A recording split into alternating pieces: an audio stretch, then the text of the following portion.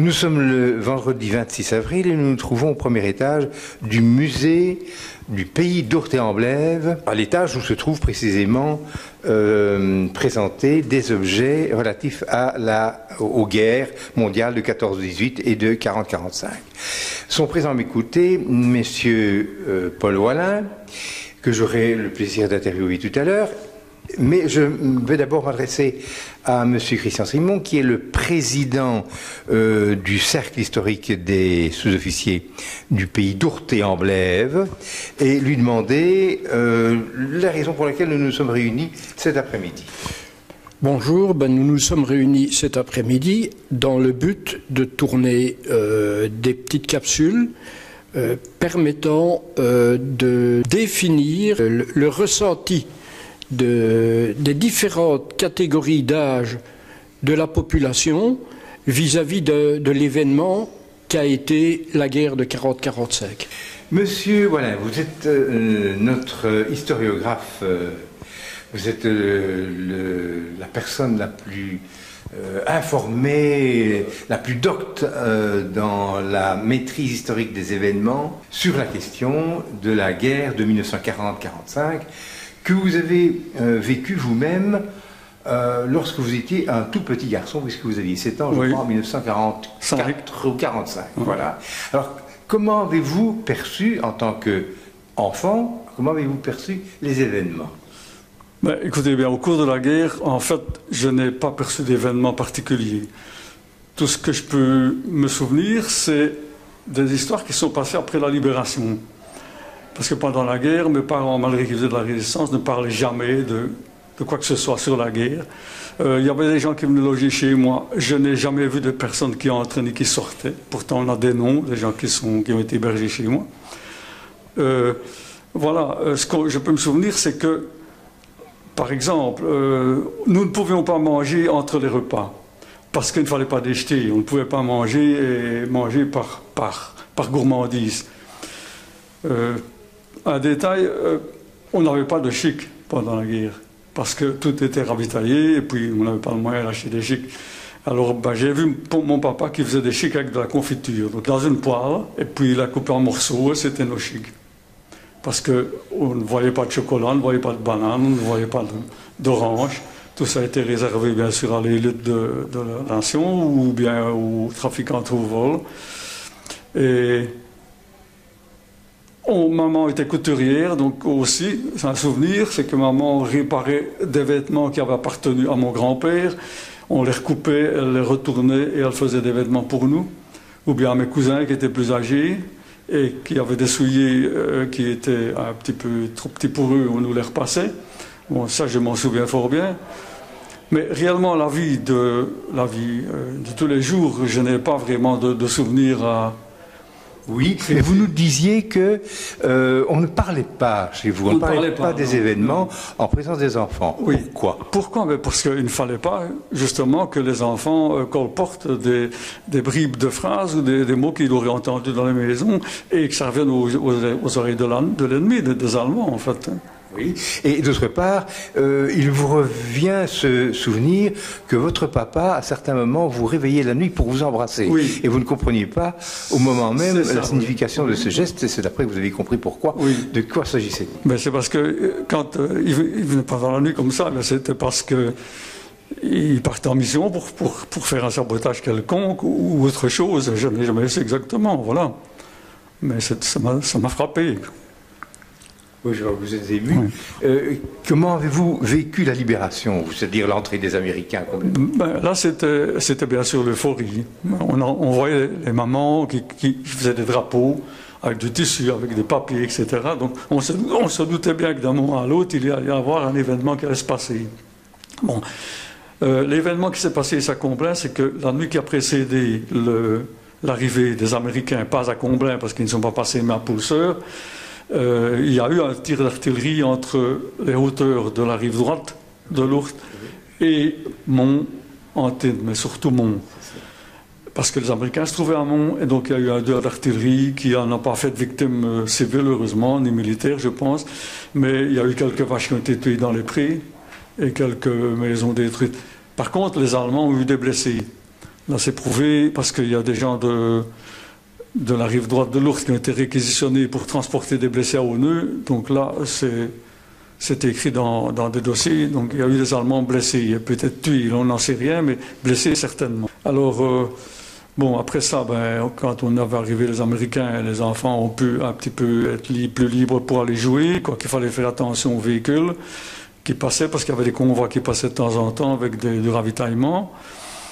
Et c'est là que vous avez dégusté vos premiers chocolats. C'est là, oui. C'est-à-dire que j'ai dégusté mon premier chocolat parce que papa, bien sûr, sortait quand il y avait un convoi qui passait et les Américains jetaient tout ce qu'ils avaient, soit des cigarettes, soit du chocolat.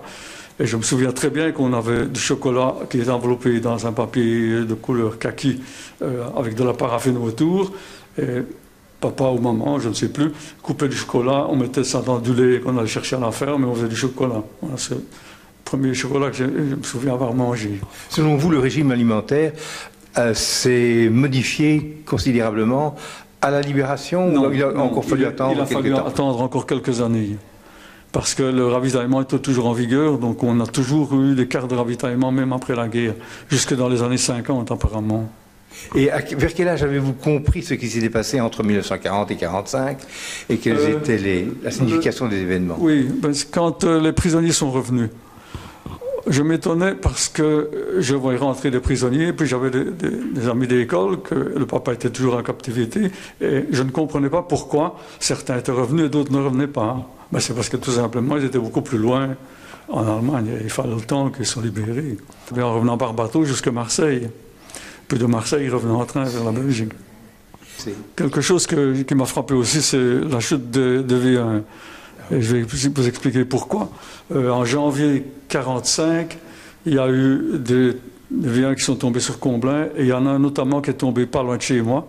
Donc un jour soir, c'était le soir, maman était en train de faire à souper. Et ce qui s'est passé, qu'à un moment donné, on a entendu un bruit de robot. C'est un bruit assez particulier. Et puis papa nous a crié « Couchez-vous !» Il a acheté des choses sur nous, des matelas et tout ça, parce qu'on logeait en bas. Et bon, à un moment donné, ça a pété, tous les carreaux de la maison se sont... Et il n'y a eu plus de courant, il n'y a plus de lumière, et c'était le soir. Et maman a pris ses casseroles, et, comme on a pu, et nous sommes allés chez des voisins qui étaient chez Marcel Bougelet. Et plus on avançait vers chez Marcel Bougelet, plus les maisons étaient détruites. Mais comme on était sur le chemin, on était voir ce qui se passait, bien entendu. Et là, c'était le toit était tombé, parce qu'il était tombé sur un petit baraquement qui se situait non loin de la maison de chez Bougelet, quoi. Ce devait être impressionnant pour un petit garçon. Impressionnant, oui. Et où cet événement se déroulait-il très exactement? Donc à ce moment-là, nous habitions quai du Ciséo. Mes parents ont un commerce de ville au quai du Ciséo. Et le robot est tombé rue du Grand Prix, à 200 mètres de chez moi. Et la déflagration était donc... Oui, la déflagration. Parce qu'il est tombé sur un baraquement. Le baraquement était pulvérisé. Il ne restait que la cheminée. Et alors forcément, l'onde de choc s'est propagée beaucoup plus fort, puisqu'il n'y a pas eu de frein. Tout a été éparpillé, donc il n'y a pas eu de retenue de l'explosion. Ça a fait un plus grand dégât sur un périmètre beaucoup plus vaste. Et il ne reste plus à l'heure actuelle de témoignages matériels de cette déflagration? Non. Mais ce qui m'a frappé aussi, c'est quand le premier prisonnier de Comblain est revenu, c'était au mois d'avril 1945. À un moment donné, nous jouions, parce que c'était les vacances de Pâques, malgré que l'école était recommencée, nous étions en vacances. Et alors j'ai vu un attroupement en face de la banque actuelle de chez Belfius. Et là, j'ai vu un bonhomme que je ne connaissais pas, qui est habillé avec un costume qui me semblait un costume militaire, mais qui était hétéroclite, c'est-à-dire qu'il avait un petit béret noir. Pour moi, c'est un militaire. C'est mort, l'homme pleurait. C'était Édouard Delvaux, qui était en fait le propriétaire du baraquement qui avait explosé. J'ai essayé de vous raconter ce que j'ai vécu, par exemple le retour du prisonnier Édouard Delvaux, mais je suis incapable de vous le raconter parce que ça m'a marqué énormément. C'est pour ça que je l'ai écrit dans les Échos à différentes reprises. Je vous remercie de votre témoignage, d'autant plus que je vous ai involontairement tourmenté en vous posant des questions. Mais voilà, c'est pas ça, c'est parce que c'est des souvenirs d'un enfant. J'étais trop jeune, vous comprenez? Voilà. Eh bien, Peut-être que si j'avais eu 14-15 ans, mais comme ça... J'ai vu tomber aussi un aviateur parachutant en feu. Là aussi, ça m'a marqué, parce que... Bien évidemment. Oui, merci, Monsieur Wallin. Merci. Monsieur Simon, je vais vous poser la même question qu'à Monsieur Wallin. Dans le fond, quel est votre ressenti, de quelle manière avez-vous perçu les événements, vous qui étiez nettement plus jeune? Vous n'avez pas vécu, même en tant que garçonnet, les événements, vous êtes né après la guerre. Ben oui, moi, je ne sais vous donner le point de vue que d'un enfant né 5 ans après la guerre, tout au début de 50. Comme Paul l'a dit, nous avons des visions d'enfants sur lesquelles on ne sait mettre des mots que à l'horizon de notre âge de maintenant. On ne sait mettre des termes sur les sentiments et les sensations qu'on a vécues que justement avec notre expérience. Je me rappelle, comme Paul l'a très bien dit, on était toujours quelque part sous le système du ravitaillement, parce que tout au début 50, on mangeait. On ne mangeait pas du tout comme maintenant. C'était les légumes du jardin, les fruits du jardin. Le chocolat, les chics, c'était très rare en période de Saint-Nicolas et encore. Tout comme les oranges, ce n'était vraiment qu'à cette époque-là. Ce que je sais, c'est que j'ai été élevé étant issu de 2 familles de résistants, dans les histoires de la résistance, dont après-guerre on parlait beaucoup plus facilement que pendant la guerre, c'est un fait. Donc, les enfants de ma génération, nous avons été bercés dans ces récits de gens qui ont quand même souffert pendant 4 à 5 ans.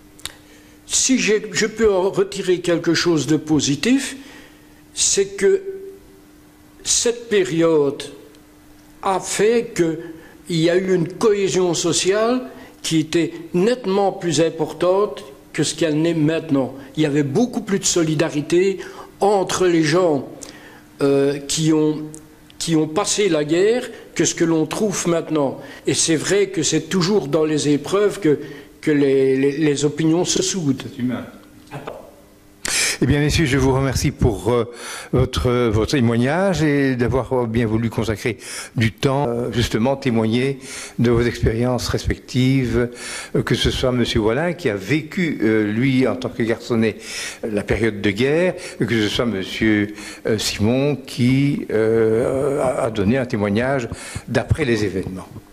Je vous remercie encore et passez une bonne fin de journée. Merci. Bon, Cécile, aujourd'hui, on va rencontrer non pas un ambassadeur de notre commune, enfin c'est quasi comme, mais on va l'appeler plus un passeur de mémoire. Un passeur de mémoire. Il s'agit de qui? Il s'agit de M. Victor Maty. Tu as été résistant, Victor. Oui. Avec ici pas mal de courriers. Il s'agit de quoi? Ce sont des courriers. Tu as dû relater toute l'histoire. Ah, ben c'est des attestations et alors les faits qui ont été effectués, enfin. Monsieur Wallin est au courant, je veux dire, Ah, c'est M. Wallin qui a fait le nécessaire. On te voit avec eux ici. Là, tu as été mis à l'honneur. Oui. C'est à Géromont, la stèle. C'est à Géromont, oui. Mais il ne m'avait pas dit que c'était pour remettre un diplôme. Je suis allé comme ça en dilettante. Je n'étais pas même habillé.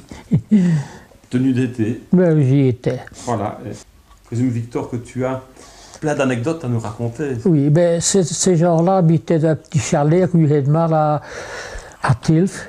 Et alors, je passais toujours, soit le matin ou l'après-midi, pour aller monter garde au pylône. Et un beau jour, cette dame-là m'a demandé si je voulais lui faire un plaisir. Et c'était pour conduire des personnes que je n'ai jamais vues. C'était des gens qui marchaient à 100 mètres derrière moi. J'avais une lampe tempête avec du bleu autour. Et il était convenu que si je tombais sur les Allemands, je mettais la lampe à la hauteur de mon visage. Alors ils auraient su quoi? Certains gens conduisaient près d'un fortin à Bonsal, près de la route du Condro, et d'autres à Plainevaux, près du château À Braconnier. pied, tout ça. C'était à pied. À pied, oui, par les bois, par les bois. C'est par après que la dame m'a dit, d'abord elle a marqué sur son attestation, que c'était des réfractaires et alors des aviateurs alliés qui étaient tombés ici en Belgique. Monsieur Kriam, c'était un coiffeur à Tilf qui était de la résistance. Il me donnait encore bien des paquets et disait, voilà, tu vas jusque l'écluse de Saint-Val, et alors là, il y a quelqu'un qui viendra. Et je lui donnais le paquet sans savoir ce que c'était. On a plusieurs fois, je venais avec des colis, et je m'arrêtais près d'une petite chapelle ici à Rougny, et c'était un monsieur qui pêchait aussi, qui prenait le paquet. Je n'ai jamais su si c'était des armes ou de la dynamite ou rien du tout, mais en fait c'était des colis. La mission était. Oui. Et porter le colis. il est repris dans les dossiers là. C'était un coiffeur à Tilf qui était de la résistance. Il me donnait encore bien des paquets et disait, voilà, tu vas jusque l'écluse de Saint-Val, et alors là, il y a quelqu'un qui viendra. Et je lui donnais le paquet sans savoir ce que c'était.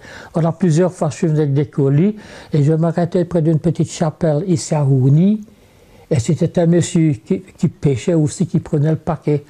Je n'ai jamais su si c'était des armes ou de la dynamite ou rien du tout, mais en fait c'était des colis. Ici, Victor, c'est ta carte d'identité d'époque ou c'est une carte? C'est la carte du Front d'indépendance. Bien, on va conclure ce reportage Comblain TV ici. Il y a les ambassadeurs de notre commune. Aujourd'hui, nouvelle série d'émissions avec les passeurs de mémoire que Cécile Cox va suivre. Hein, Cécile, je pense. Oui, bien sûr, dans le cadre des aînés. Oui, dans le cadre des aînés, nous faire passer devant la caméra de Comblain au Pont, de Comblain TV, différentes personnes dans le cadre des passeurs de mémoire. Merci Victor. Merci beaucoup. Ça avec plaisir.